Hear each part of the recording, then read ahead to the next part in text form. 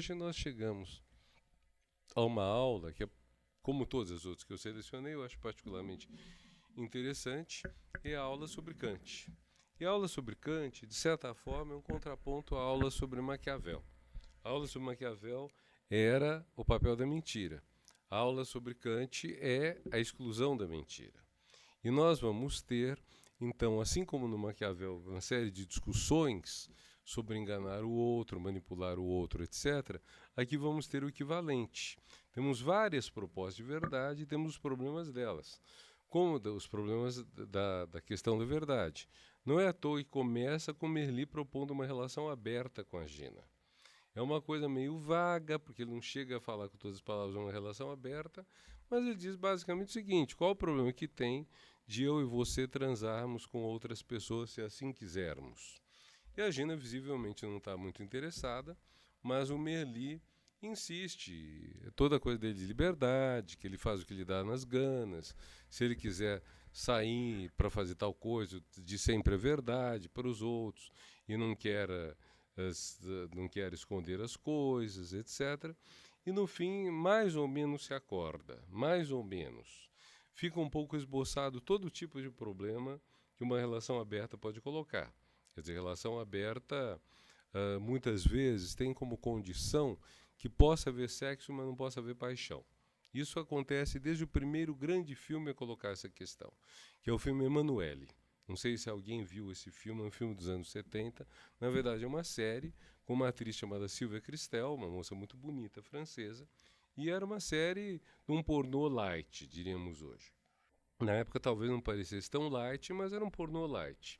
Então o que nós temos? Temos uma mulher muito bonita que transa com vários homens, o próprio marido dela transa com várias mulheres, mas eles têm um acordo muito claro: sexo à vontade, paixão não. Não pode se apaixonar pelo outro. E aí na própria série acontece o problema, quer dizer, você não consegue controlar isso.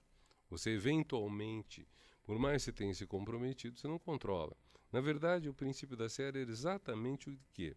Se você atender o seu desejo sexual de pronto, se você não segurá-lo, você não vai se apaixonar.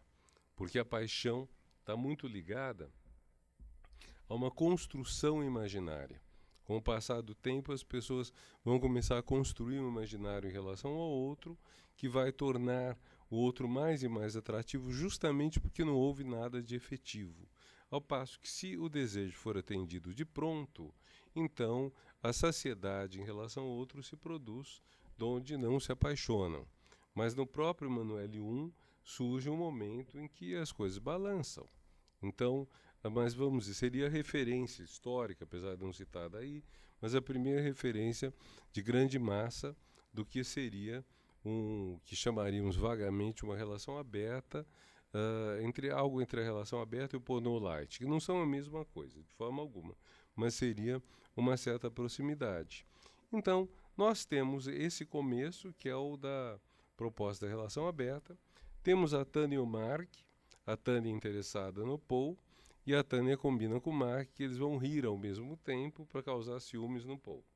Uma vez que o Paul não está dando bola para ela, que gosta dele, então tentar causar ciúmes, que de fato causa esses ciúmes, né? Causa um certo tipo de ciúmes. Temos uma situação mais conflituosa, que é quando a mãe do Merli pede que ele vá embora da casa. Está cansada dele lá. E aí ele diz que ele está doente, que ele está passando mal, o que vai deixar a mãe muito preocupada. Ela vai até procurar a Gina, namorada do filho, para saber o que está acontecendo com ele, e fica sabendo que não está acontecendo nada, o que a deixará muito irritada. Vocês veem, então, tudo está girando entre a questão da verdade, da mentira, da transparência e da manipulação. Tudo isso joga nesses termos. O homem ele mente para manipular a mãe para não perder a casa em que ele está morando. O Merli propõe dizer a verdade, ter uma relação de não frustração com a Gina, em que nenhum abrirá a mão do que acontece. A Tânia e o Mark do que deseje. A Tânia e o Mark fingem para manipular o Paul. Então nós temos uma espécie de contraste entre a teoria kantiana da transparência, da verdade, da veracidade, e práticas humanas que passam pela mentira, pela manipulação, pelo engano ao outro, pelo auto-engano, tudo mais. E aí chega a aula na qual a grande questão é se a mentira é útil na vida cotidiana. Quer dizer, a mentira não deve nunca ser dita, mas ela é dita, as pessoas mentem. E por que mentem? E logo de cara, o Merli faz uma menção a um episódio famoso que foi lançado contra Kant. Ele só não diz quem foi o autor que lançou isso. Foi um pensador chamado Benjamin Constant. Bom dizer que não é Benjamin Constant Botelho de Magalhães brasileiro, da Proclamação da República, mas foi 100 anos antes um escritor nascido na Suíça, que viveu na França boa parte da vida dele, um pensador liberal, um autor de romances, e que quando Kant publica o texto dele condenando a mentira, escreve ao Kant dizendo: e se uma pessoa me procura e quer que eu diga onde está a pessoa que ele vai assassinar, eu devo dizer a verdade? Essa obrigação que o senhor está dizendo de que a gente não minta nunca, vale em relação ao assassino? Ou no caso do assassino, se eu disser a verdade, se eu disser onde está a pessoa que ele quer matar, eu não estarei me tornando cúmplice de uma coisa má, que é o assassinato? Não haverá hierarquia entre mentir e assassinar? Será que, num caso em que o assassinato ou uma coisa grave se coloca, nós não deveríamos antes mentir do que dizer a verdade? E a resposta de Kant é uma resposta curiosa, vamos dizer curiosa. Ele diz basicamente o seguinte, que não se deve mentir em hipótese alguma, porque quando você mente, você destrói a confiança. E a confiança é a base de toda a vida social. É uma resposta cortante, um princípio só. Confiança. Confiança depende das pessoas serem verídicas, verazes, e sem isso você não tem mais vida social. Parece então que quer dizer, é muito direto, é muito reto, é muito limpo como resposta. Mas não resolve a questão colocada. Continua a questão. E se, quer dizer, então, para preservar a confiança entre mim e o assassino, eu deixo ele matar uma pessoa. É isso? Confiança vale uma vida humana? É essa a questão? E Kant se atrapalha na resposta. É inclusive engraçado porque quando eu li o texto do Kant, eu fiquei absolutamente estarrecido. Falei, não é possível que Kant tenha dito uma besteira desse tamanho. Porque eu vou dizer qual é a besteira do Kant. Eu começo com esse argumento teórico que é forte. Aí ele acrescenta, mas pode também acontecer o seguinte, chegou o assassino, entrou por aquela porta e me perguntou, para onde foi a vítima que ele quer matar? Eu disse, foi para aquele lado. Mas pode ser que a pessoa de fato tenha ido para aquele lado, então eu estou mentindo para salvar a pessoa, mas que depois a pessoa tenha dado a volta e esteja daquele lado, do lado que eu disse. Então, nesse caso, eu terei dado ao assassino exatamente o caminho da pessoa. Eu até hoje não entendi bem o que o Kant quis dizer com isso. E Humberto Eco escreve um artigo, uns 10, 20 anos atrás, sobre uma passagem idiota de Kant, e ele se refere exatamente a essa observação, que é muito tonta, é idiota, não tem muito o que dizer. Era melhor eu ficar no argumento da confiança do que nesse argumento de que, eventualmente, querendo eu mentir e proteger, eu posso me equivocar. Eu posso até tentar entender, na verdade, a resposta de Kant. Ele quis dizer, nem tudo depende de mim. Eu posso querer salvar a pessoa e isso não dá certo por um fator superveniente, um fator que aconteceu depois. Mas não deixa de ser verdade que talvez seja a resposta mais estúpida da história da filosofia. É bastante tonta. Então, existem outras discussões a respeito. Eu gosto muito de um argumento de um estudioso brasileiro de ética, o professor Yves Delataille, da psicologia da USP. O Yves Delataille diz o seguinte, que dizer a verdade não é uma obrigação universal. Eu tenho a obrigação de dizer a verdade, dependendo da coisa, para determinadas pessoas. Então, eu não tenho obrigação de dizer a verdade para todo mundo. Se alguém de vocês perguntar se eu sou homossexual, se eu traio minha mulher, por exemplo, eu não tenho obrigação de dizer isso a vocês. Agora, em relação à minha mulher, eu provavelmente teria obrigação de dizer se eu a traio ou não. assim como em relação a meus filhos, a pessoas íntimas. Então, as obrigações são, não digo relativas, são relacionais. Dependendo do tipo de relação que você tem com a pessoa, você tem uma obrigação de dizer a verdade, mas essa obrigação não é universal. Quando, por exemplo, Bill Clinton foi acusado de ter ocultado um caso que ele teve, um namorico que ele teve na Casa Branca, uma bobagem, foi acusado disto. E ele alegou que, definindo-se relação sexual com a penetração da mulher pelo órgão sexual do homem, não tinha acontecido isso entre ele e a Mônica Lewinsky, quando fez essa declaração, que até hoje é alvo de uma certa chacota, porque definindo-se relação sexual como causou uma certa zombaria. Quando ele fez isso, ele não mentiu, mas ele foi processado e tentaram fazer o impeachment dele por isso, porque ele teria faltado à verdade com o Congresso. E a questão que sempre me chamou a atenção foi: que diabos o Congresso tem a ver com o fato se Bill Clinton transou ou não com outra mulher que não a esposa dele? Talvez Hillary tivesse todo o direito de questioná-lo, talvez a filha dos dois tivesse todo o direito, mas quem mais? A quem mais isso interessa? Talvez um confessor espiritual que ele tivesse, quem mais tem interesse? A quem mais diz respeito isso? Que é uma visão diferente da kantiana. É uma visão que diz a obrigação de dizer a verdade, a obrigação de não mentir, depende muito da relação que existe. Não é uma obrigação em relação à terceira pessoa, ao aquilo de que se fala. É uma obrigação em relação à segunda pessoa, a quem eu estou falando. E é uma obrigação que também pode se construir. Se, por exemplo, tem uma pessoa que eu mal conheço, mas nós começamos a ter uma conversa mais íntima, e no curso dessa conversa as duas pessoas vão abrindo mais o coração, eu posso criar uma relação e até uma obrigatoriedade de dizer a verdade, porque eu construí essa relação. Mas não quer dizer que eu tenho obrigação em relação a todo mundo de dizer a verdade. E é interessante quando entra essa discussão, como toda vez que se discute a questão ética em Merli, entram os políticos. Em duas ocasiões nesse episódio, vai aparecer: os políticos mentem. Os políticos sempre mentem. Eles fazem tudo para mentir. Então, existe uma coisa contra os políticos na série. Faz pensar muito a cultura brasileira. É uma cultura que também fala sistematicamente mal dos políticos. Elege-os, coloca-os lá no lugar, tem critérios ruins para escolha, mas uma vez escolhido fala mal deles. Aí nós temos uma crítica deles.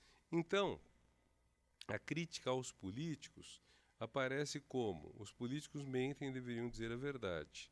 Ao passo que, aqui nas questões concretas que estamos tratando, talvez não seja o caso de dizer sempre a verdade. Talvez em certos casos você possa magoar a pessoa. Há coisas, como diz a Tânia, nós aprendemos a mentir desde cedo, inclusive para não magoar outras pessoas. E o Merli diz, depois retomará essa questão: a casais só mantém pela mentira, só se mantém pela mentira. As relações na sociedade só se mantêm pela mentira. Eu comentei com vocês o grupo norte-americano radical, Honestidade Radical, seria um pouco o oposto disso. Quer dizer, honestidade radical, qual que é a ideia? É a ideia de que você não mente em hipótese alguma. Mais do que não mentir, você toma a iniciativa de dizer a verdade.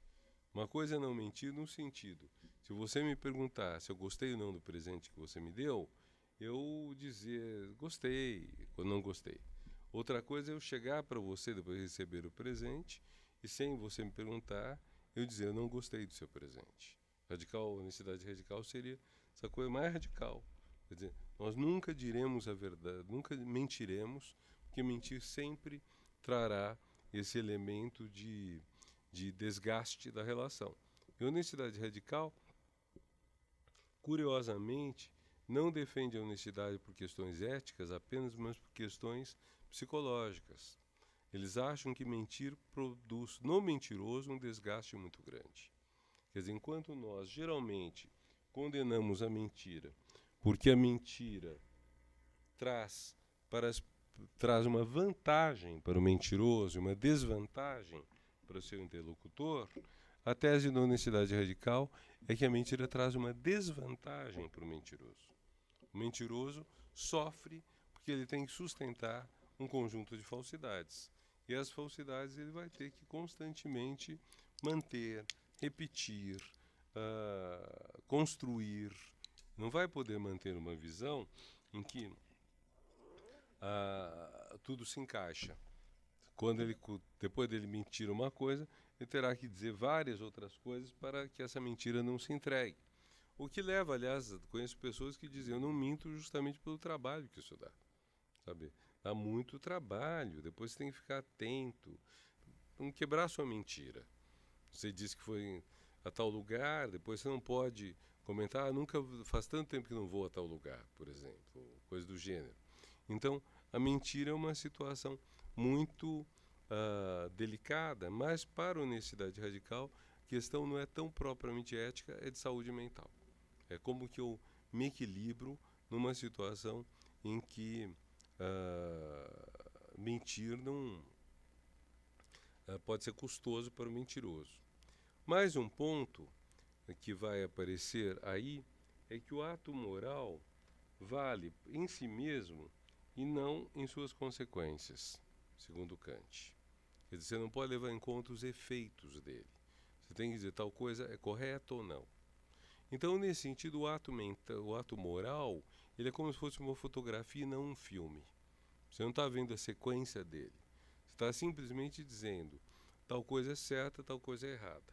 Vejam que a justificativa da liberdade de imprensa, em muita parte, passa por isso. A liberdade de imprensa tem muito a ver com a ideia. Nós temos a obrigação de dizer a verdade e as consequências não serão tiradas por nós. Nós temos que informar a sociedade do que é verdade e, em função disso, a sociedade faz suas escolhas. Vou dar um exemplo. Nós tivemos uma eleição aqui para prefeito em que o vitorioso foi José Serra. E um tempo depois da eleição, eu dando uma palestra comentei que eu achava inevitável em algum momento você implantar o pedágio urbano em São Paulo, faz mais de 10 anos, porque a cidade fica inviável, com tanto carro andando. Então você implanta o pedágio urbano em determinadas vias, mas você implanta isso para que a cidade não pare. E aí veio um rapaz e falou, olha, eu fiz a campanha do Serra, e nós tínhamos a convicção de fazer o pedágio urbano. E aí o que aconteceu? Veio um jornalista da Folha e nos perguntou se estava nos nossos planos. Para não perder a eleição, o Serra disse que não estava nos nossos planos. E aí matou a chance de instaurar, porque senão ele ia passar por mentiroso, etc. Bom, ele passou por outras razões, então não é essa a questão. Ele prometeu cumprir o mandato até o fim, não cumpriu. Mas independente disso, vocês vejam, a posição do jornalista eu tenho que transmitir a meus leitores a verdade. Pouco importa a consequência.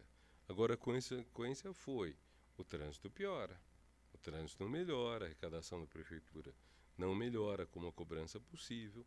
Essa é uma consequência. Vejam, nesse ponto, por uma diferença do jornal como Folha de São Paulo, que foi esse jornal, e o Estadão. O Estadão sempre foi um jornal mais atento às consequências dos atos. É um jornal bastante fidedigno na reportagem, mas ele sempre pensou muito nos efeitos que podem ter determinadas medidas. Do ponto de vista da Folha e da defesa da liberdade de imprensa, isso é um certo equívoco. Você tem que dizer a verdade e doa quem doer. E depois os outros que expliquem. Outro exemplo, quando Tancredo Neves estava doente depois da não posse dele. Uns 40 dias que ele sobrevive internado no hospital. A Folha foi o único jornal que noticiou que ele estava nas últimas. Os outros jornais falavam em recuperação. E falavam em recuperação por quê? Porque eles não queriam criar um clima de um país que está à deriva, que está sem presidente, sem nada, que o presidente pode morrer a qualquer momento. Então, eles, ainda mais no fim da ditadura. A Folha fez uma aposta que era a democracia tem que conviver com a verdade. Então, se é verdade que o sujeito está morrendo, vamos dizer a verdade. Terceiro episódio nessa questão toda, mesma época, anos 80, a Folha noticiou que um casarão da Avenida Paulista estava sendo avaliado pelo Condefat, que estava pensando em tombá-lo na reunião do dia seguinte. Avisou isso, digamos, na segunda-feira, a reunião era terça. Na segunda noite, o dono mandou uma série de caminhões e gruas e tudo e demoliram a casa inteira para ele poder vender o terreno para fazer um prédio.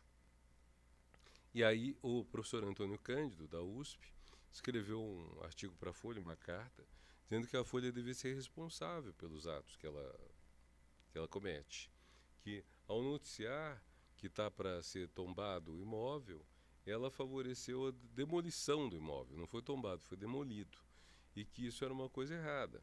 E Otávio Frias Filho respondeu dizendo que muitos casarões da Paulista deveriam tombar para assegurar a liberdade de imprensa.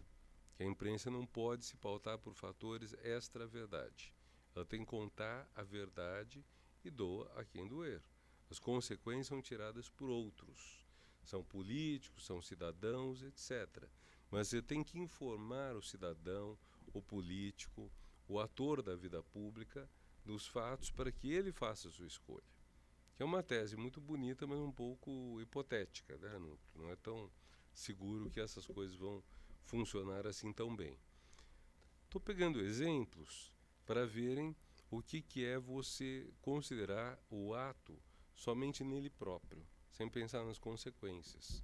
Se eu não penso nas consequências, eu digo onde está indo a minha vítima, eu aviso que o prédio vai ser tombado, eu faço todas essas coisas que podem eventualmente trazer depois um resultado catastrófico, porque a responsabilidade não é minha. Mas não acho que seja uma questão muito fácil de responder. Por um lado, se eu, que sou o detentor da informação, não a transmito para evitar um resultado ruim, eu estou tratando as pessoas de maneira infantil. Eu estou supondo que elas não conseguirão fazer uma escolha elas próprias.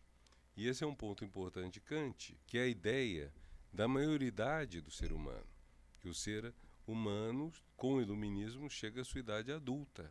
Então ele vai escolher por si próprio, ele não vai ser guiado por outros, não vai subordinar-se a outros. Então esse é um ponto de vista. Então, por isso, todos têm o direito a ter maior rol de informações possíveis para tomar a sua escolha. Outro ponto de vista na prática não é assim. Na prática, cada um chega ao debate público ou ao enfrentamento público com poderes desiguais. Há pessoas que chegam lá tendo dinheiro para contratar vários caminhões, vários guindastes e demolir. E há pessoas que chegam lá sem ter nada. Então, vamos por hipótese supor que na hora em que o dono decide demolir, centenas de pessoas se reunissem lá para impedir. Muito difícil, não é? Ainda mais numa época que não tinha internet, essas coisas. Hoje talvez você conseguisse mobilizar essas pessoas. Mas quem disse que elas conseguiriam? Até porque, provavelmente, o dono tinha, por enquanto, todo o direito de demolir o imóvel, a polícia viria e protegeria os demolidores, provavelmente. Então, são questões que colocam também em discussão a teoria e a prática, por assim dizer. O imaginário e a realidade. No imaginário, na teoria, nós temos uma situação de igualdade de todos os atores, que estão a quem cabe decidir. Na prática, não existe essa igualdade. Na prática, pessoas têm mais poder de fogo. Por hipótese, um oficial nazista que chega à porta da casa de alguém onde está escondido um judeu e pergunta: tem um judeu escondido? E a pessoa responde: tem, ele estaria sendo kantiano. E com isso ele mandaria o judeu para a morte. Se ele mentisse, não tem, ele não estaria sendo kantiano, estaria fazendo uma coisa errada e salvaria a vida do judeu. Muito difícil ter dúvidas éticas num caso desse, muito difícil. É óbvio que dizer a verdade é indecente num caso desse. Só uma pessoa com uma visão muito burocrática das relações humanas teria isso. E esse é um problema que eu vejo na moral kantiana. A moral kantiana tem esse problema de eventualmente substituir o que me parece mais importante na ética, que é a discussão, pelas soluções automáticas.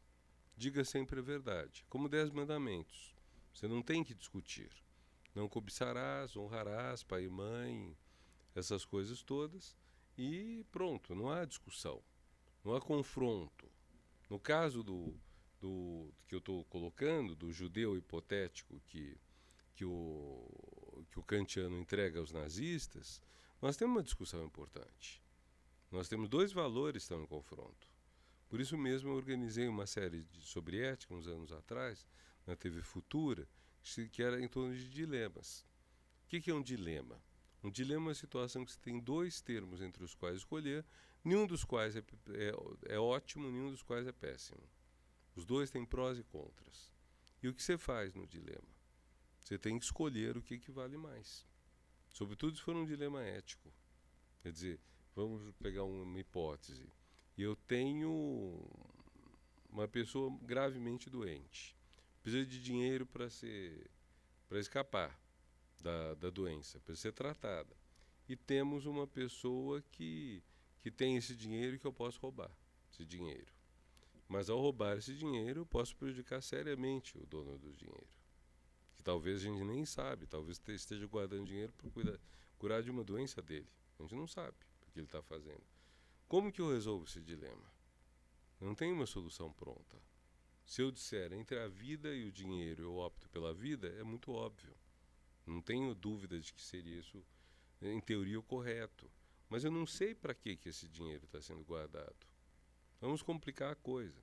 Vamos supor, a pessoa está guardando esse dinheiro para a saúde dela, ou para a educação dos filhos, ou para a aposentadoria dela. Tudo isso são valores absolutamente nobres. Por que eu tiraria o dinheiro dessa pessoa, cortaria o futuro dela, ou dos seus filhos, ou sua própria saúde, para salvar outra pessoa? Não é óbvio. Não tem nada de óbvio nisso. É uma discussão complexa e difícil. E o que isso traz de positivo? Traz a discussão, que é o ponto que me parece fundamental na ética. Mais importante do que a conclusão a que você chega, o que é certo ou errado, é o processo pelo qual você discute e pelo qual você vai chegar ao que é certo ou errado a seu ver, né? Quer dizer, um pouco esse o caminho que me parece mais razoável para a gente pensar a ética. No caso de Kant, isso não existe, porque o que ele diz é: haja sempre de modo que a sua ação possa se converter numa máxima universal. Haja sempre de modo que a sua ação possa se converter num imperativo categórico, ou seja, um imperativo a todas as pessoas, independentemente das diferenças entre elas. Então, por exemplo, não matarás, não furtarás, não mentirás. São casos desse tipo. Eu ajo assim, de modo que todas as pessoas, ao agir eu estou afirmando, todo mundo deve agir desse jeito. Notem a inteligência desse argumento. Esse argumento, de certa forma, dispensa Deus como outorgador da moral. Porque quando a gente tem Deus como quem outorga a moral, eu vou dizer, primeiro, Deus mandou. Segundo, Deus castiga.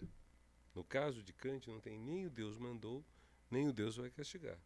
O que nós temos é a pessoa, ao agir, ela está implicitamente afirmando que aquela ação vale para qualquer pessoa.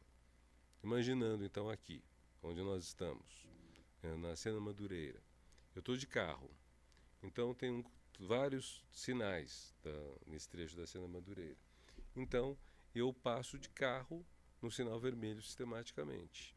Ao passar de carro, eu estou no vermelho, eu estou afirmando que todo e qualquer ser humano pode ou até deve passar de carro no sinal vermelho. Ao fazer isso, eu estou autorizando todos a me matarem. Mas qualquer carro que passe no sinal vermelho pode bater no meu e me matar. Então esse é um exemplo kantiano. Vocês veem, isso não precisa de Deus. Se eu digo, não quero que me furtem nada, não vou furtar nada de ninguém, não vou matar ninguém. Eu estou afirmando, ninguém deve matar, ninguém deve furtar, ninguém deve mentir. E essa afirmação, ela tem uma universalidade. E o que cria essa universalidade? O fato de que eu reivindico para mim algo que depois eu vou ter que reivindicar para todos os outros. Na hora que eu reivindico para mim, eu tenho que reivindicar para todos. Eu não quero ser atropelado no sinal vermelho. Então não quero que ninguém, nem mesmo eu, atropele outras pessoas no sinal vermelho. Vocês veem a elegância dessa argumentação, porque aí não precisa mais ter uma entidade transcendente, isso é uma entidade superior ao ser humano, que seria Deus, para dizer o que é justo você fazer e o que é errado você fazer. Ao contrário, você tem que fazer, você mesmo enuncia o que é para ser feito. E se você chegar a certas ações que são contraditórias, você as corta. Por exemplo, furtar, roubar, passar no sinal vermelho, todas as ações, elas acabam podendo se voltar contra você. Então, você vai evitá-las. Então, esse é o que é muito interessante nisso, não queiras para outrem o que não queres para ti, isso que é muito interessante acaba trazendo a possibilidade de você eliminar a ideia de medo como base da moral, a ideia de um Deus punitivo como base para a moral. Você vai pensar a moral muito mais aqui nesse mundo.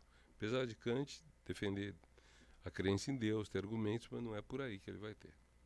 Aliás, é curioso que os estudiosos costumam dizer, até o século XVIII, ateu não é exatamente quem não crê em Deus, é quem não crê nos castigos que Deus infligirá a quem pecar. Então, se eu acredito em Deus, mas não acho que Deus vai castigar os pecadores, eu serei chamado de ateu.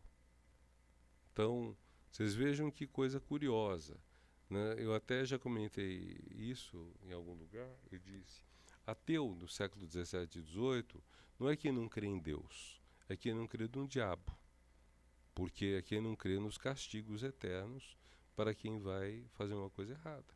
Então isso parece mais uma questão do diabo do que de Deus, mais uma questão do inferno do que do céu. Então, daí uma coisa que Merli vai dizer. Você salvaria um pedófilo? Está meio esquisito porque eu vi pederasta, mas na tradução pedófilo. Mas enfim, Merli diz que sim, porque o fato de que a pessoa cometa tais ou quais delitos não justifica que você recuse a cumprir sua parte. Então, argumentos tipo, quem você acode primeiro na ambulância? O assassino ou a sua vítima? Quem você trata mais? Tudo isso para Kant não faz sentido. Você atende segundo o protocolo. Você não vai punir uma pessoa porque ela tentou matar outra. Isso cabe a outra agência.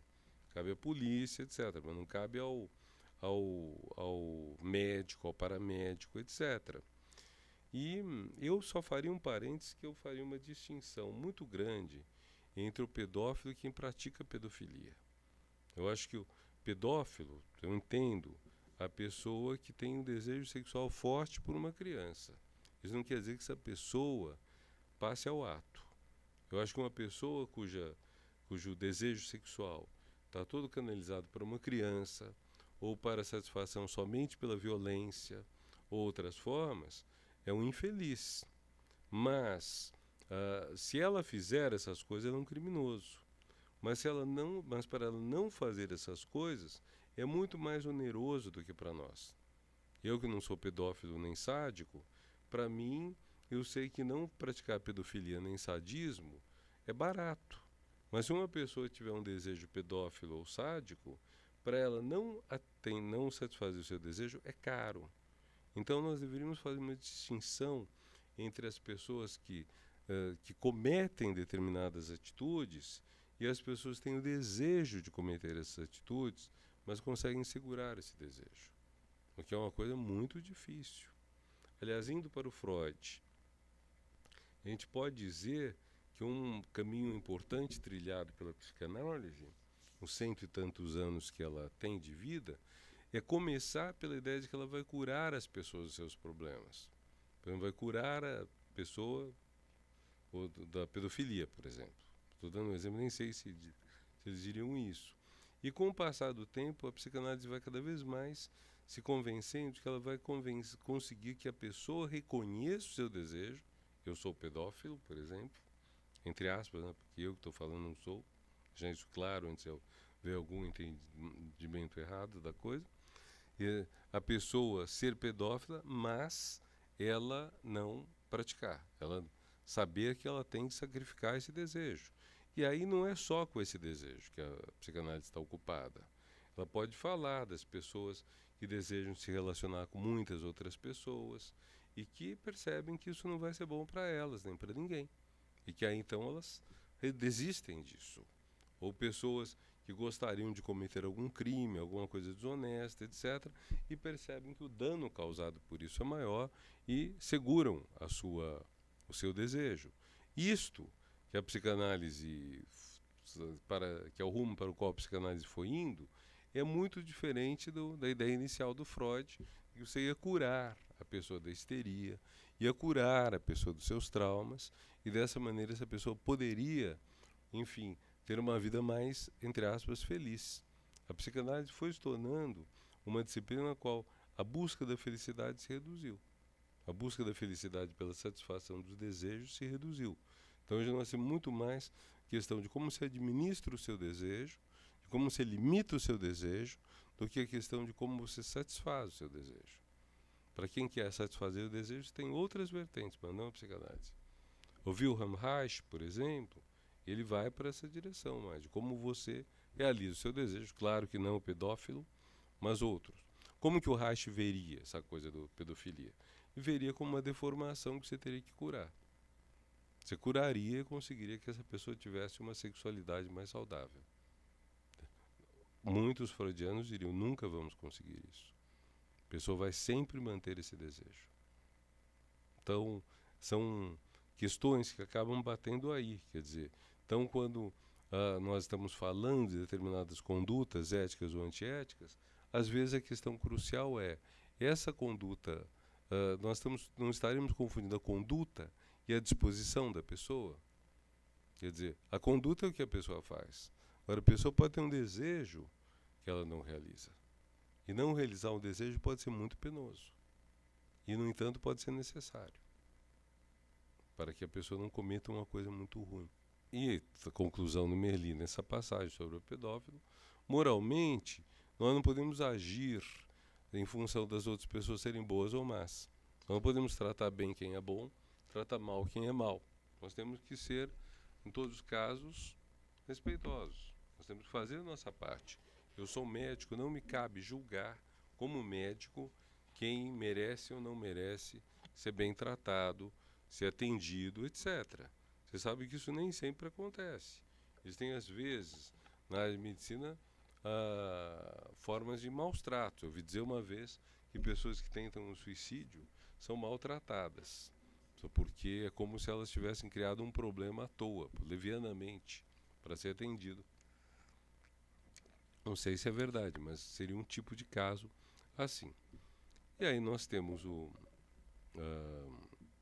outros pontos que vão aparecendo.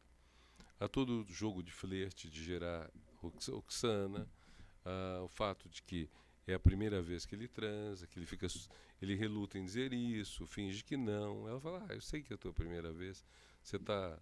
E ele fica muito feliz, né? Uma cena muito bonita, a sequência dele no dia seguinte acordando e se sentindo uma outra pessoa, muito feliz, né? Muito bonita.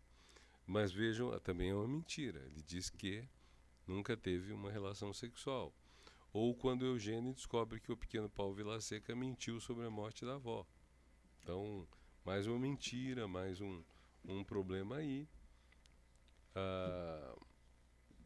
A passagem que a professora Coralina pergunta sobre a data da Constituição de Cádiz é uma coisa engraçada, porque a rigor, tirando o próprio Merli, eu não lembro a ocasião em que algum outro professor faça uma pergunta muito interessante aos alunos. Há momentos em que eles fazem colocações importantes. A própria Coralina, na crítica que ela faz à ditadura franquista, etc., ela é boa. Mas a pergunta é uma pergunta do que existe mais fraco na história. Qual a data? Isso é muito pouco importante. E o Bruno sabe qual a data, mas diz que não sabe. E ela diz para ele: se você ficar querendo atender os outros, você vai ser infeliz. Você tem que ser egoísta.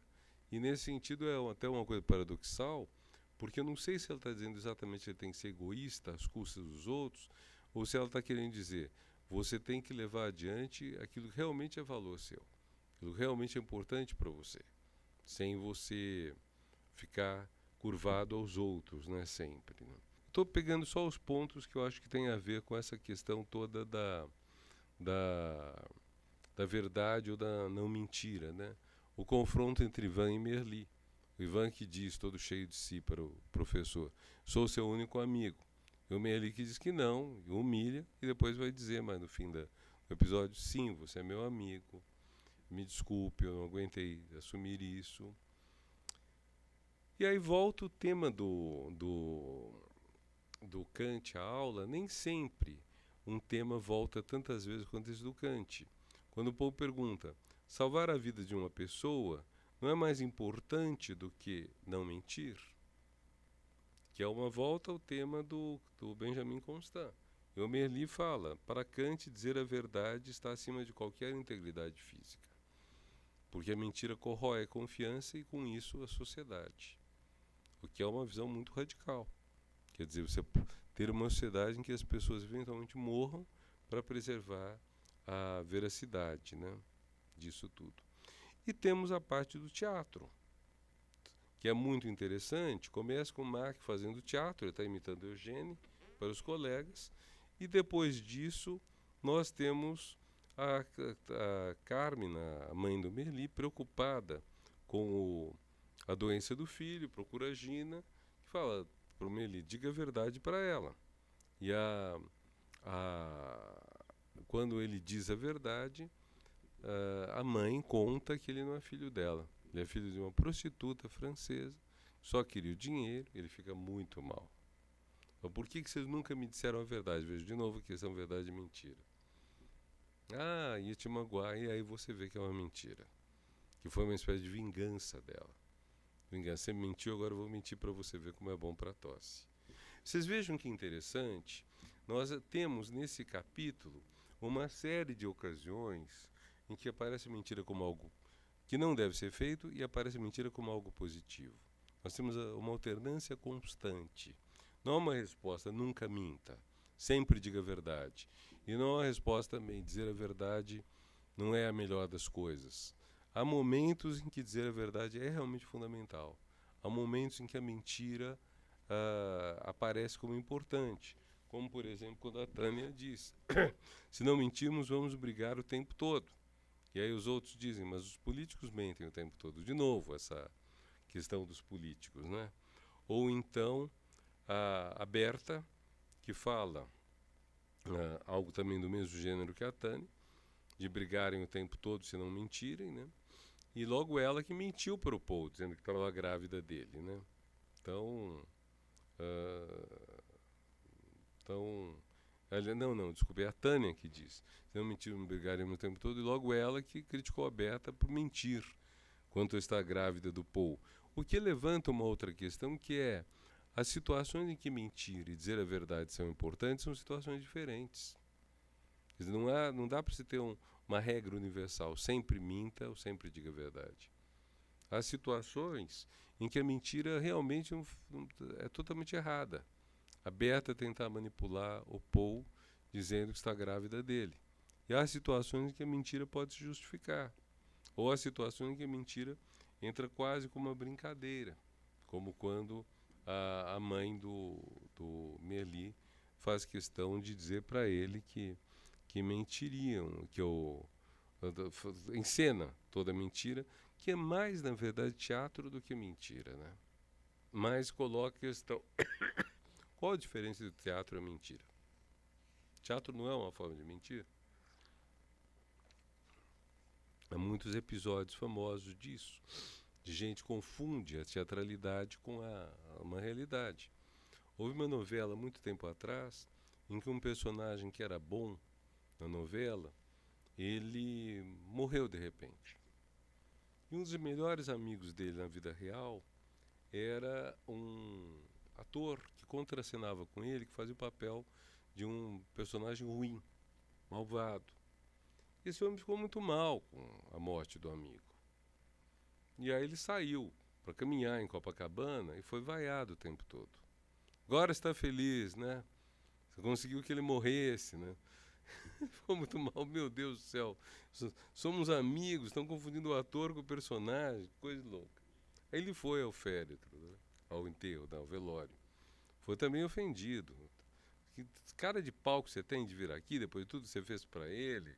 Você precipitou a morte dele. Vocês veem como, às vezes, o teatro é visto como se fosse real, fosse uma realidade. O Stendhal, o escritor francês, conta a história de um policial branco no sul dos Estados Unidos que vê uma representação do Otelo, da peça de Shakespeare, que termina com Otelo, que é o Mouro de Veneza, que é negro matando a esposa branca. E quando o policial vê isso, ele pega o revólver e mata o ator, dizendo: nunca se dirá que eu deixei um crioulo matar uma branca sem eu fazer nada, né? Não eram atores, mas quer dizer, o cara não sabia que eram atores, não entendeu a representação. Então a representação tem esse elemento complicado. Ela tem um lado que é mentira, uma mentira convencionada. A maior parte das pessoas que vão ao teatro sabe que aquilo é uma ficção, mas tem pessoas que não sabem que é ficção e que podem levar isso a sério e podem se enganar. E justamente quando a Calducha, a mãe, diz para ele: então, quem estava grávida de você era uma moça de 16 anos, uma prostituta francesa, também só queria o dinheiro, não queria você, etc e tal. Ela está fazendo teatro, mas como ela não diz que é teatro, a gente acha que é verdade. A gente sofre com o Mélie até que ela diz: eu estava mentindo, estava inventando para você ver como é bom que alguém te minta, né? E ela usa até uma expressão que é uma expressão curiosa: sobe aqui ou senta aqui e verás Canterbury. É uma expressão que eu fui procurar na internet e é um pouco assim: não creia em tudo que lhe dizem. Mas é uma expressão que ficou muito popular, parece que a partir justamente do Mélie. Parece que ela teve uma... Quanto à origem disso, é difícil de entender de onde vem a expressão. Vi explicações bem diferentes. Mas só en passant, isso não tem muita importância. E nessa altura a Gina transa com o Tony, o diretor da escola. Ela fez o que o Mélie propôs. E ela não vai gostar, nem o Mélie vai gostar. E eles vão acabar se tornando um casal mais fiel. Quer dizer, ela não quis, ela fez isso. Eu não digo que ela não desejasse o Tony, mas não digo também que ela tenha feito isso porque o Mélie a pressionou. Mas você sente que não é bem a ideia de relacionamento que ela tem. Não é essa a ideia, né? Mentira também quando o Mark faz a lição de casa para o irmão e diz que a família é toda boa, que o pai faz tais coisas, etc. O pai que é ausente, que a mãe é atenciosa, a mãe que é ausente. E aí o Paulo diz: bom, mas tudo isso é mentira, né? E é triste quando ele diz isso. Porque é claro que ele gostaria de ter uma família assim, o pequenininho. Talvez o Mark também gostasse.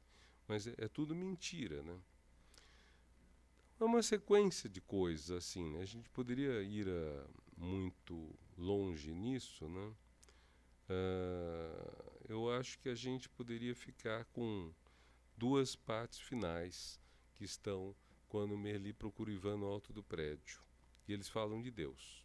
E Mélie diz que não consegue respeitar uma divindade onipotente que tolere que matem criancinhas.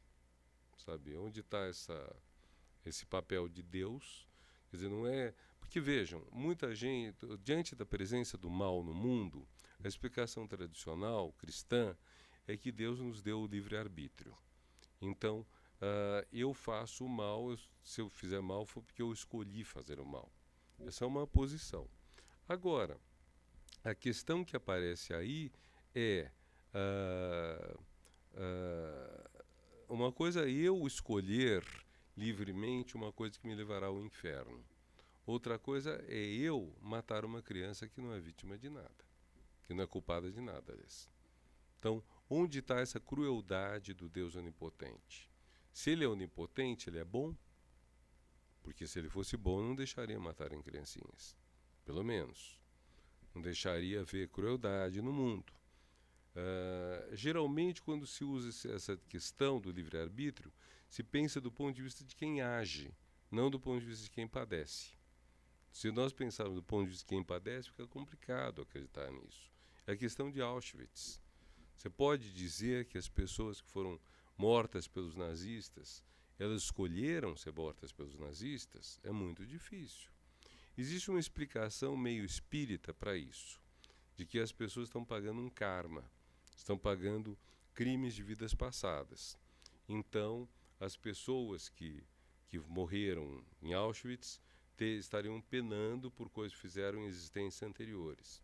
Bom, não tem como provar isso. Até existe a tese de que muitos dos judeus mortos na Segunda Guerra Mundial eram antigos soldados do rei Davi, que tinham participado de crimes horríveis do rei Davi.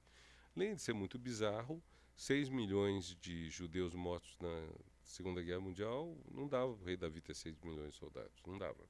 Tinha a menor condição de ter tanta gente assim. E a outra questão que é mais ou menos a conclusão, é o papel da mentira na vida. Quantas voltas damos para chegar a uma coisa? De novo, quantos casamentos só sobrevivem por causa da mentira? Se o Natal ele mesmo não é uma grande mentira, em que as pessoas fingem que se gostam, fingem que são afetuosas, fingem que se amam. E é interessante concluir com isso, porque é uma conclusão que abre espaço para você discutir muita coisa. Você pode, a partir dessa conclusão, dizer, bom, se o Natal é uma hipocrisia, por assim dizer, então devemos celebrá-lo? Devemos realmente manter os encontros de Natal? Deveríamos fazer coisas mais verdadeiras? Deveríamos estar mais próximos das pessoas de quem efetivamente gostamos? Ou o Natal faz sentido, como certos aniversários fazem, pessoa que você não procura, que você gosta, mas não chega ao ponto de procurar, e que você encontra uma vez por ano, fica contente de encontrar, está bem. Não precisa mais que isso, mas isso é bom. São questões importantes, interessantes de discutir, né? Essas todas, do papel da mentira e da verdade na vida, né? O que eu gosto particularmente desse capítulo é a gente sentir nele esse espaço todo de você pegar um princípio, mentir ou não mentir, e em vez de ter uma resposta assim automática, mintam sempre que quiserem, ou nunca mintam, etc., você discutir os efeitos mesmo disso. É um capítulo também que é curioso, porque você não poderia passar esse capítulo para uma criança muito pequena, talvez. Naquela hora que você ensina as crianças que elas não devem mentir. Mas a partir de um certo momento você vai ensinar que devem mentir. O que a gente faz com as crianças? Primeiro, não minta. Segundo, diga sempre que gostou do presente que você ganhou. Que é uma mentira, muitas vezes. E aí? Ela aprende que ser bem educada é ser mentirosa.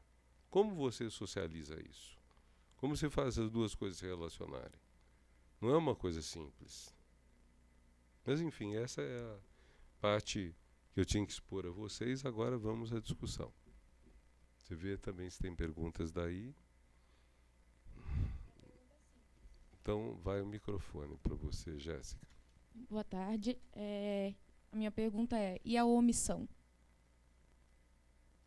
Tudo bem, você não precisa mentir, mas você precisa dizer a verdade? No caso, se entra alguém aqui e pergunta para onde que fugiu a pessoa que eu estou querendo matar, eu posso simplesmente dizer, não vou te falar onde é que ela está. Eu preciso apontar para algum dos lados? Tá, se essa pessoa tiver um revólver, o que você responderia? Apontando para você. Aí entra a questão do... Para Kant, a verdade é mais importante do que a integridade física. Mas por que eu preciso colocar a integridade física da outra pessoa em jogo? Então eu coloco a minha. Eu não preciso mentir. Então você vai dizer, não vou te dizer a verdade, aí leva um tiro. É uma possibilidade. Você não acha isso um pouco tonto? Não, mas aí entra a questão de você não estar mentindo. Tá, mas veja, Jéssica, é uma situação de sacrificar-se pelo outro, mas em que o sacrifício pelo outro é desnecessário. Você poderia simplesmente mentir, dizer vai para outro lugar em vez de deixar se matar. Não, sim, eu não estou falando a minha posição, mas eu estou falando se isso não valeria também na questão do Kant. Sim, mas eu estou pegando a questão do Kant. Porque Então, para ele é falar a verdade. As hipóteses que a gente tinha até agora eram Benjamin Constant, minta, Kant, diga a verdade e deixa matar o assassinado porque é entre eles. É uma posição de burocrata alemão, sabe? Eu não tenho nada a ver com isso. Entreguei, disse a verdade, etc e tal, o que vai fazer, mata. Por isso que eu acho que não é apenas uma burrice. Eu acho que o nazismo está despontando aí. É muito duro dizer, fazer uma vinculação entre Kant e o nazismo, mas um dos fatores que facilitaram o nazismo na Alemanha foi justamente a visão extremamente burocrática, cada um cumpre o seu papel, cada um cumpre a sua obrigação de obedecer ao Estado, ao poder, etc. Então, na hora que você diz a verdade sobre onde está o perseguido, você está dizendo, eu não tenho nada a ver com isso, a responsabilidade de quem mata é dele, como a responsabilidade de quem derruba o casarão é do dono do casarão, não é minha. No limite, você é uma situação em que se abre mão da responsabilidade pessoal que está nas consequências dos atos. Você propôs uma terceira saída, que é, eu não digo que eu quero, não digo nada. E eu te contra-perguntei, né? E se, no caso de você se recusar a dizer, ele te matar? Você fala, bom, então que mate. Eu só estou perguntando, vale a pena, por causa de um criminoso, você entregar sua vida quando você poderia mentir, salvar o outro e salvar a si própria? Ou a gente não está levando a questão do sacrifício, não está banalizando muito a questão do sacrifício? Quer dizer, do sacrifício em prol de não mentir. Eu entendo muito bem que uma mãe ou um pai dê a vida pelo filho. Eu entendo que um cidadão dê a vida pela pátria. Entendo que todas essas coisas entendo e respeito. Mas dar a vida só por isso me parece pouco. Sim, mas aí também pensando, por exemplo, na questão da ditadura. Muitas pessoas foram torturadas e não falaram a verdade. Então, mas aí você acabou de falar que aí a pessoa está dando a vida pela pátria, digamos assim. Ou pela salvação do amigo. Salvação mesmo, né? E outros também disseram. Outros também confessaram, porque quem de nós pode saber se aguenta uma tortura? Não é uma coisa fácil. Tanto que um recurso nesse tipo de situação, às vezes a pessoa tem um veneno para se matar, para não ser submetida à tortura. Mas o ponto que eu não queria era deixar uma coisa tão importante como sacrificar a própria vida como uma resposta trivial, vamos dizer. Porque aí nesse exemplo, por exemplo, se entrasse alguém aqui que a gente não conhece, sai fugindo pela saída de emergência e vem outra pessoa, realmente fica trivial. Mas aí se você for pensar, por exemplo, numa ditadura, no nazismo e aí coisas maiores, aí sim. Você acabou de colocar, entrou uma pessoa correndo, eu não sei quem ela é. Eu não sei se a pessoa é um criminoso, perigoso. Eu não sei se a pessoa que está atrás não é justamente a polícia que está vindo para prender. Nesse caso, simplesmente é complicado. Tanto que o exemplo do Benjamin Constant é o assassino, não é a polícia. E não é o assassino de uma pessoa criminosa, é o assassino de uma pessoa, de uma vítima. Entendeu? Agora, eu mudaria completamente de figura se fosse a polícia num Estado democrático. Mas fala, continua. Não, aí eu já ia mudar, porque aí eu lembrei de uma coisa.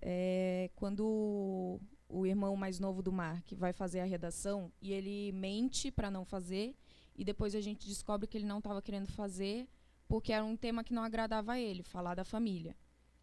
E se ao invés da mentira, o irmão tivesse contado a verdade? O tema ele não fez porque ele não gosta do assunto. Não teria como trocar o tema? Se... digamos assim, se ele tivesse, não sei qual termo usar, se uma responsabilidade ou se um comprometimento de chegar e falar, ele não vai mentir, ele não está confortável com esse tema, não teria como trocar? Quem diria isso seria o Mark? O Mark com o Eugênio. Seria uma boa ideia. Ou então, talvez dizer a verdade. Moro com minha mãe e meu irmão Mark.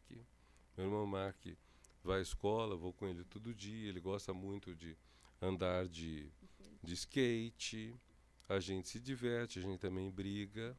Mamãe trabalha muito, então a gente a vê pouco. E poderia omitir a figura do pai, que nesse momento é a figura problemática, né? Também é outra hipótese, né? Você tem várias, de fato. Mas você colocou uma coisa muito importante, que é o seguinte: nós não podemos estar confinados a responder às perguntas que nos fazem.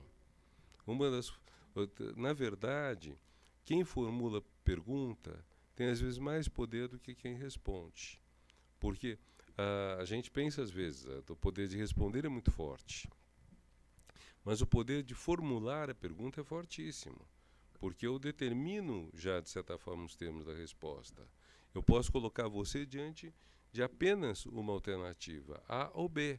E se você quiser C, D ou Z? Um exemplo famoso, clássico, nos Estados Unidos.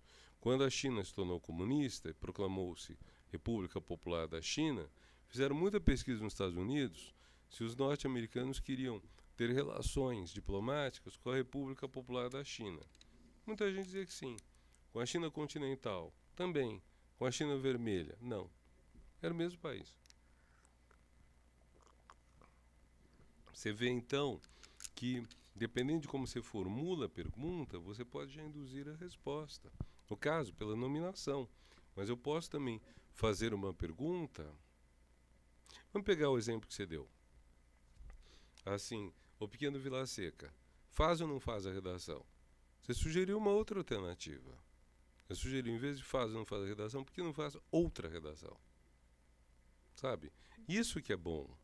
E esse é um ponto pelo qual você pode confrontar muito o poder. Quando você diz, eu não aceito as questões que estão sendo colocadas para mim.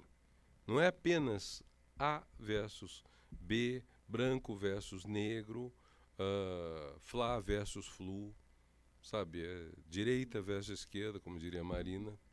Não é apenas isso, mas você pode ter outras questões, outras maneiras de ver as coisas. Para pegar só o caso, dado que eu citei a Marina Silva, né?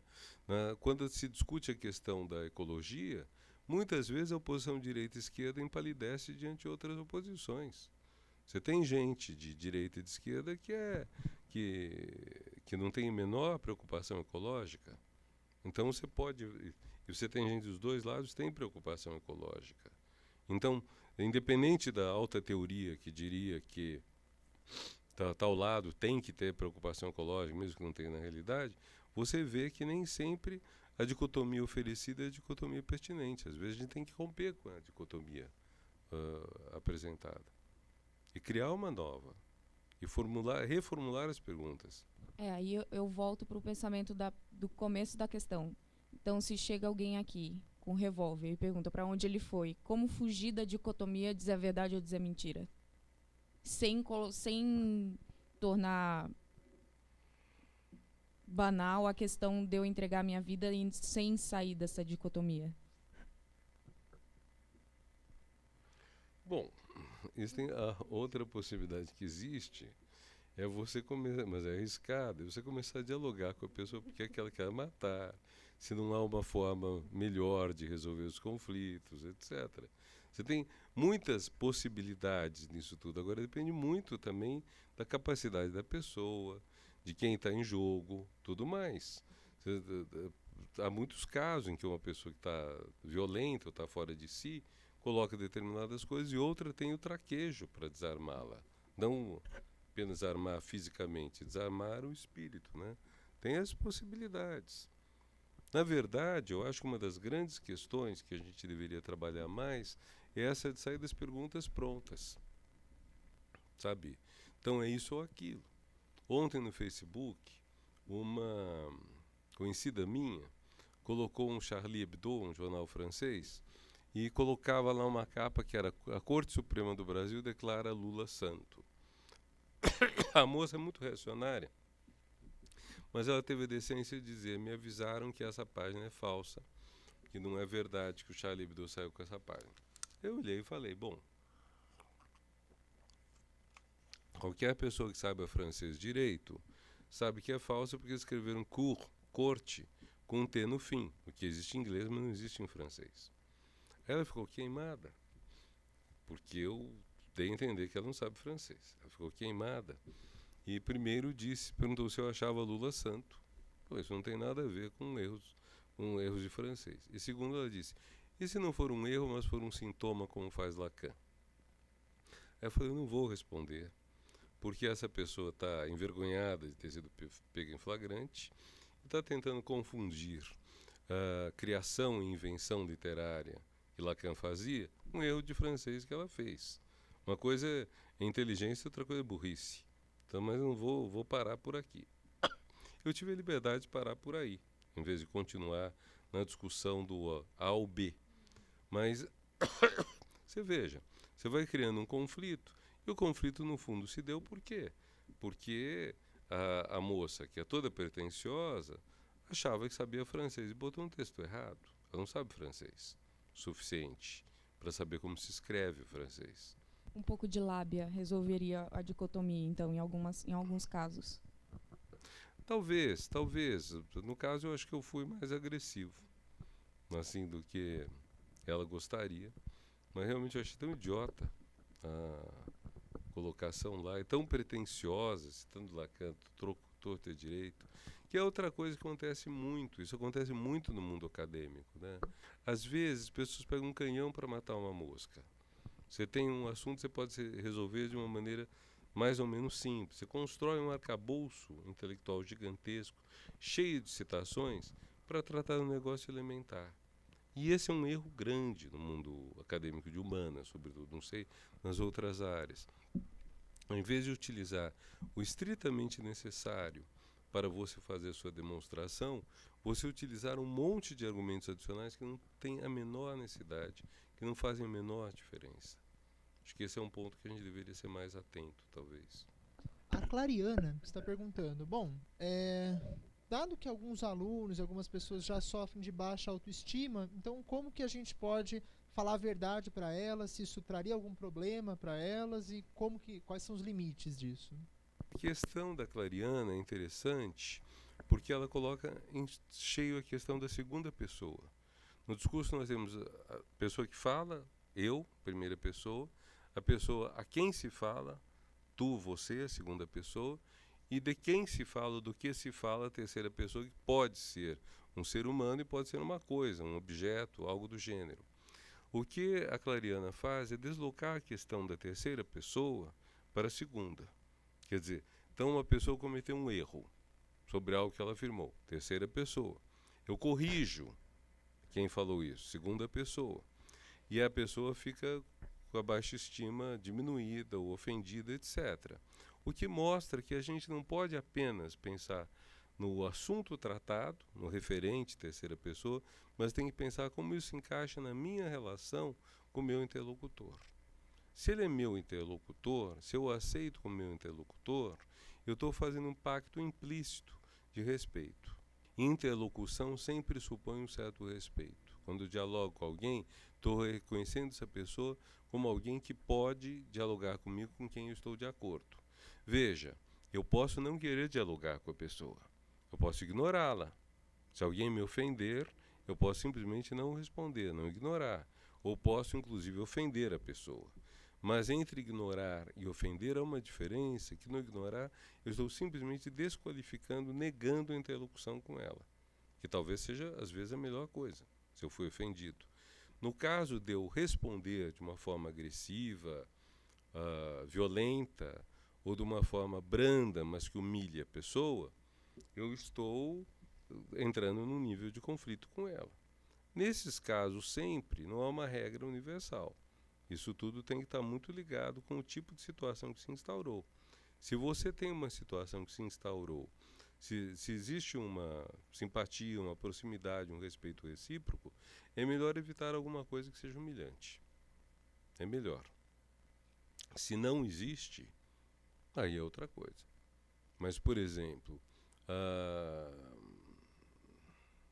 veja, por exemplo, o papel do professor.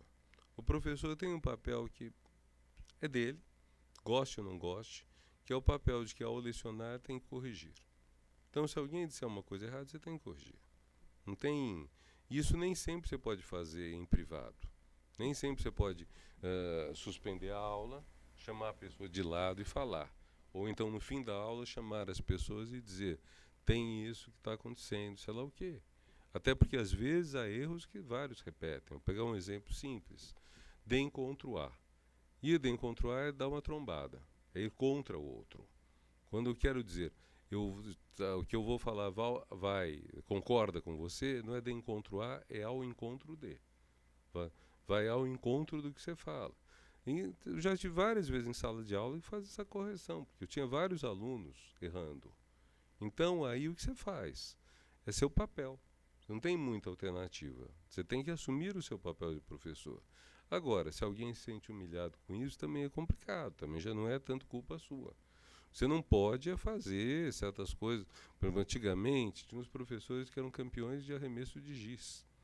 Não sei se vocês souberam dessas histórias. Havia professores, quando o aluno estava desatento falando, eles pegavam o giz e jogavam, atiravam no aluno. E tinha professores que acertavam perfeitamente o giz na cabeça, se vangloriavam disso. Jogar o apagador, que seria mais duro, acho que era raro. Mas jogar o giz havia. Isso é humilhante, isso não tem nenhuma justificativa para ser feita. Uma pergunta mais propriamente ética, a Clariana, deixa eu ver. De novo. Não, é a Viviane. A Viviane perguntando se em algum contexto seria válido usar a mentira em benefício próprio. Muito complicado você falar isso. Quer dizer, do ponto de vista ético, não é. Do ponto de vista ético, você pode usar a mentira para não prejudicar o outro, uma mentira altruísta, uma mentira em benefício do outro. Sem benefício próprio, se usar a mentira, é muito difícil justificar isso eticamente. Porque isso está significando que a verdade seria prejudicial para a pessoa. Ora, se a verdade é prejudicial, porque a pessoa fez alguma coisa errada. Então, na hora que ela mente, para não se prejudicar, ou para estar em benefício próprio, isso é difícil encontrar uma justificativa ética. Vamos pegar um exemplo. Você comete uma infração de trânsito, adquire pontos na carteira, para não ser multado, você pede que outra pessoa assuma a sua multa. Você está usando esse benefício próprio.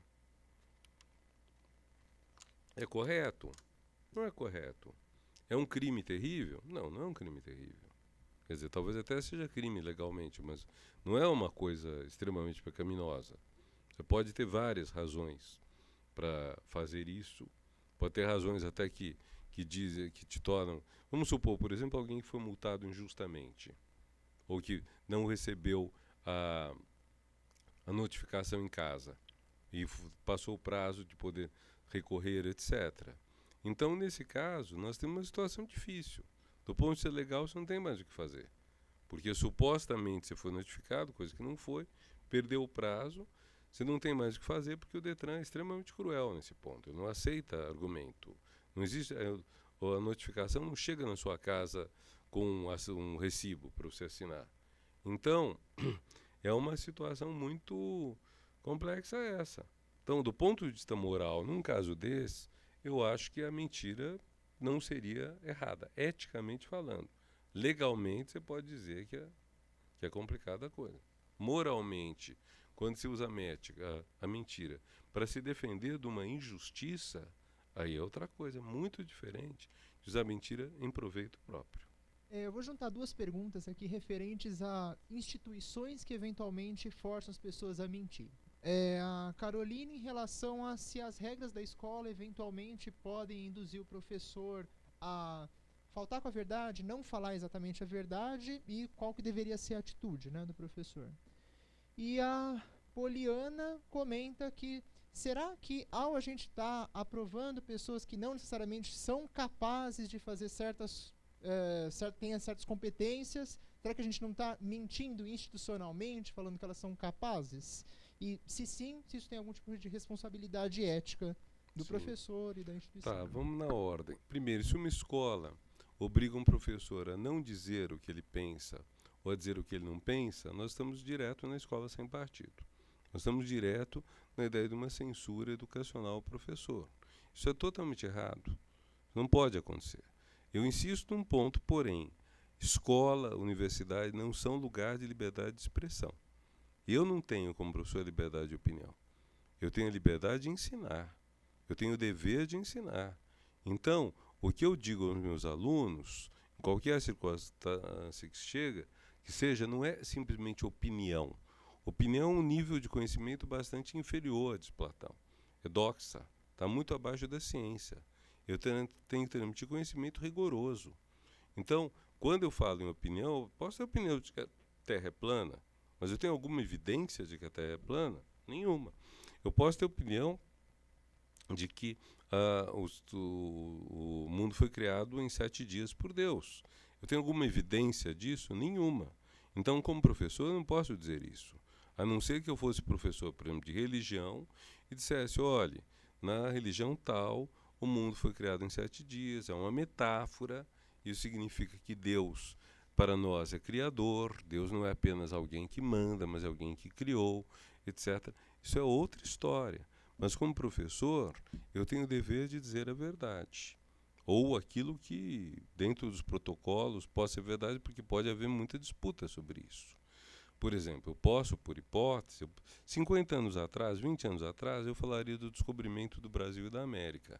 Hoje é muito difícil usar esse termo, porque já tinha gente aqui, antes de ser descoberto. Então, você vai procurar outra forma de expressar isso. Claro que ainda professores falam descobrimento, até porque é uma palavra clássica, mas que vão ressalvar isso. Eu devo dizer, eu tenho o direito como professor de dizer que a América foi descoberta porque não tinha ninguém civilizado aqui na América. Eu acho duvidoso isso. Apesar de que possa haver uma certa divergência aí, mas a divergência fica clara, vai tender para o desrespeito, não vai tender para uma outra visão. Deixam de ser duas visões teóricas, descobrimento versus, sei lá, encontro de dois mundos, invasão, como se queira chamar, deixa de ser uma divergência entre duas visões para ser a desclassificação de uma delas. Afirmar que o povo que existia aqui não era nada, era uma porcaria. Isso eu não posso dizer. Então, nesse sentido, a escola proibir o professor de dizer uma mentira ou uma injustiça é correto. A escola proibir o professor de dizer algo que tem base científica ou ética é errado. O que uma escola deve ensinar? Deve ensinar a ciência, o conhecimento rigoroso e os direitos humanos, que seriam a ética do nosso tempo. Então, nesse sentido, esse é um papel da escola. Qualquer violação disso, para um lado ou para outro, é errada, por parte do professor ou por parte da escola. A segunda pergunta, ela também é muito importante, porque ela trata da nossa responsabilidade quando autorizamos pessoas a fazerem exercício profissional que pode causar mal a outras pessoas. Isso é muito visível em certas áreas, como medicina, engenharia e direito, áreas muito clássicas da universidade. Um engenheiro que vai fazer uma ponte que pode cair, um médico que não sabe tratar de seus pacientes, um advogado que fará seus clientes perderem a causa, sabe, sem o merecerem. Então, nesses casos, de fato, você prová-los sem o mérito devido é muito complicado. A questão fica mais delicada quando nós pensamos em áreas de ciências humanas. Eu vou pensar na minha área, filosofia.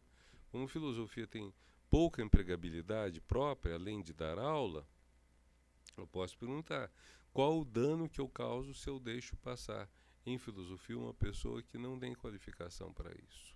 Quer dizer, ela dará uma aula ruim, dará. Esse é um dano. Isso é sério, é grave? Pode ser.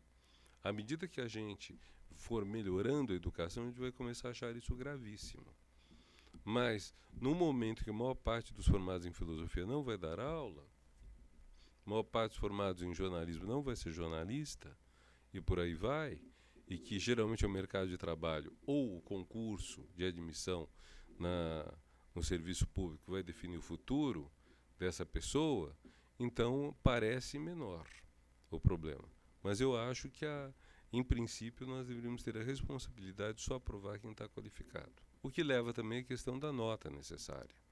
Quer dizer, a gente aprova em muitas matérias com nota 5 ou 6. Agora, o que quer dizer um 6 em medicina? Um 6 em medicina, você aprova uma pessoa que não sabe, que sabe apenas 60% da matéria? Você aprova uma pessoa que não sabe, que sabe onde ficam os braços, mas não entende onde ficam os pés? Não dá, né?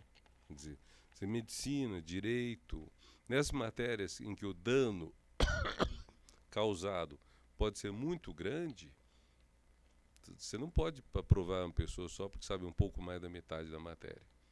E talvez, com o futuro, à medida que a gente, no caso dos cursos que propriamente profissionalizam, a gente tem que ser mais rigoroso. E talvez a gente acabe fazendo uma distinção entre o curso, entre aspas, livre, mesmo que seja o mesmo, em que você está estudando para cultura, ter mais formação, em que então o diploma não é tão importante, e aqueles cursos em que realmente você vai exercer uma profissão. E talvez no limite a gente até estabeleça 2 tipos de diploma, um diploma e um certificado, algo do gênero. São coisas a discutir. Mas é uma boa pergunta. Só para tentar te complicar um pouquinho mais, e no caso dos alunos do ensino médio e que tem algum tipo de deficiência? E aí que ele vai mais para a escola para socializar do que necessariamente para ter um futuro profissional depois. Tá. A resposta que eu poderia te dar, Jéssica, pensando assim na lata, sem pensar muito, é o seguinte: o ensino médio, a não ser quando ele é técnico, ele não habilita a pessoa para o exercício de uma profissão. A minha preocupação no caso é quando você vai ser habilitada para o exercício de uma profissão que você vai fazer mal e vai causar o dano social. Então, essa seria a minha preocupação básica. Então, como médica, engenheira ou advogada, o dano é evidente. Como professor, o dano não é tão evidente, mas existe. Agora, como aluno de ensino médio, o diploma dele não profissionaliza em nada. Se ele estiver fazendo um curso técnico no ensino médio, é outra coisa. Se ele está aprendendo a manejar um torno elétrico, um torno, por exemplo, e não aprende isso direito, e pode cortar o braço dele ou causar algum dano, então você não pode aprovar essa pessoa. Mas pela questão ética de estar mentindo ou estar dizendo a verdade, quando eu aprovo um aluno que não absorveu o conteúdo de filosofia, mas estava presente na aula, só que ele tem uma deficiência ali, ele não é capaz de produzir nada com aquilo ou de chegar a alguma conclusão com aquilo. Eu devo falar a verdade, falar, ele não é capaz, a gente não vai aprovar ele, ou eu devo mentir e aprová-lo para que ele continue socializando? Bom, tem 2 coisas. Primeiro, você diz que eu tenho uma deficiência. Eu estou entendendo uma deficiência não superável. Se for uma deficiência superável, em primeiro lugar, eu deveria superar a deficiência. Mas se for uma deficiência não superável, não há o que fazer. Na verdade, deficiências insuperáveis são poucas. Mas estou partindo do seu princípio. Se ele não tem como aprender isso bem, não tem muito o que fazer. O segundo lado disso é uma discussão que tem várias décadas, é sobre repetência. Há décadas atrás, até os anos 60, 70, a repetência era gigantesca. Era normal numa classe de Fundamental 1 ou 2 você reprovar metade da classe. Não era uma coisa rara.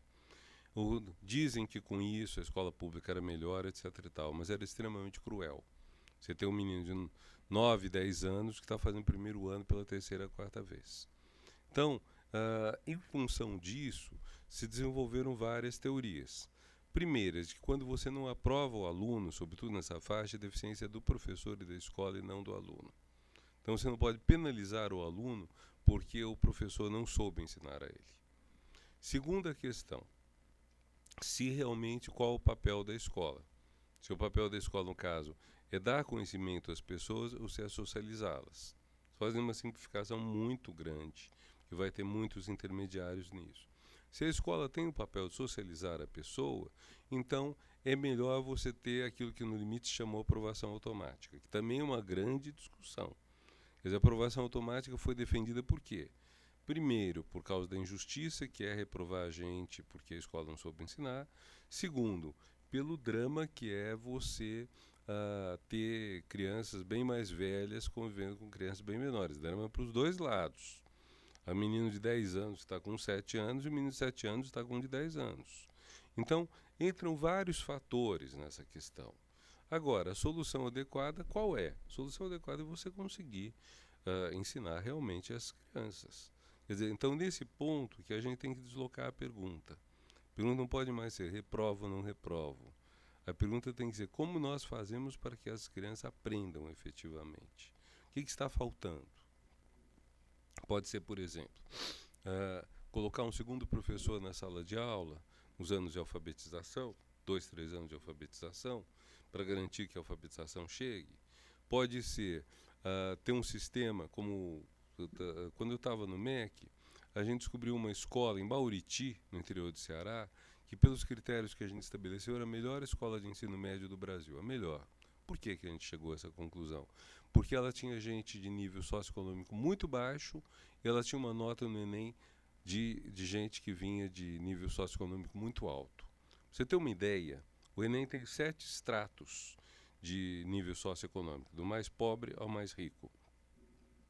No mais pobre, o Enem deles é 420. No mais rico é 610. A média.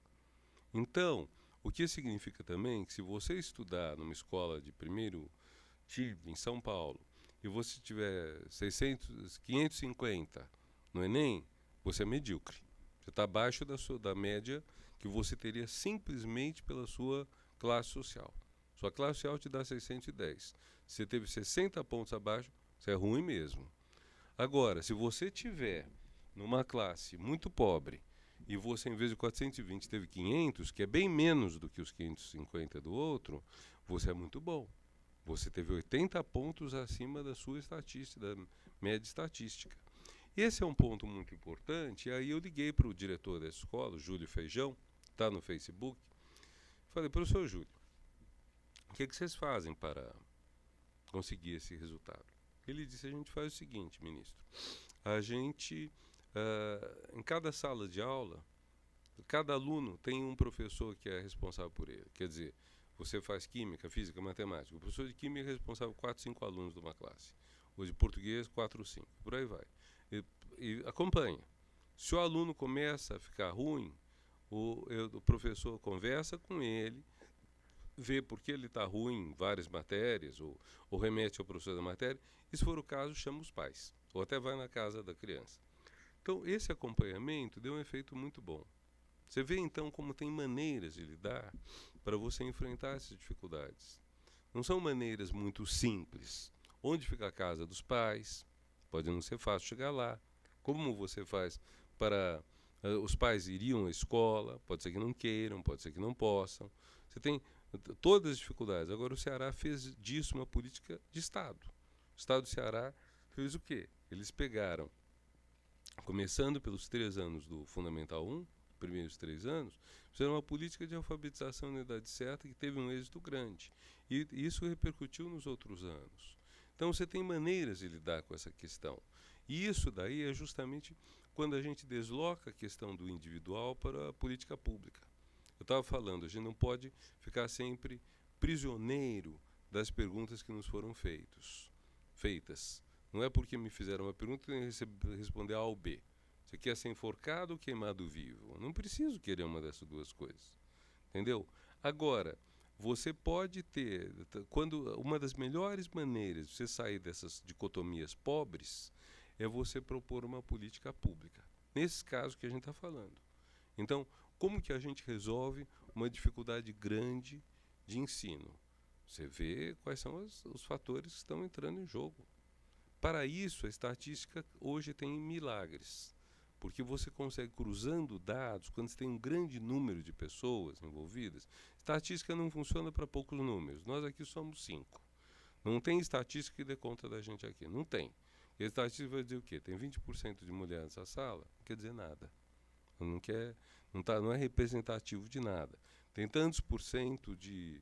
Tem 40% de pessoas com barba? 50% dos homens aqui têm barba? Nada. Agora, se você tiver um número grande, a estatística começa a significar.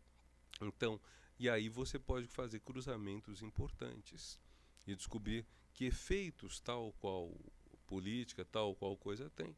Hoje a gente sabe, saiu um dado, uma pesquisa que o Antônio Góes, um excelente jornalista de educação, publicou no Globo faz 2 semanas, que melhora o desempenho escolar dos alunos em classe em que os professores têm uma boa relação com eles. Até eu escrevi para o Antônio, falei, Antônio, tem tudo a ver, mas precisava de uma pesquisa para isso. A gente não está banalizando pesquisa com isso? Quer dizer, fazendo pesquisa sobre o óbvio. Eu até entendo que você consiga tirar disso um percentual. Se disser isso melhora 10, 15, 17%, eu gosto desse dado. Mas há certas pesquisas que são feitas às vezes sobre o óbvio.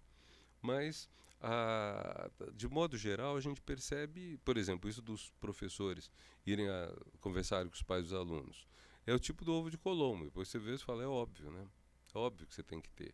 E onde convergem muitas dessas coisas? Justamente dessas coisas. O professor tem relação legal com a classe, professor que se preocupa com o aluno, que entra em contato com a família. O que tudo isso tem em comum, senão uma humanização da escola?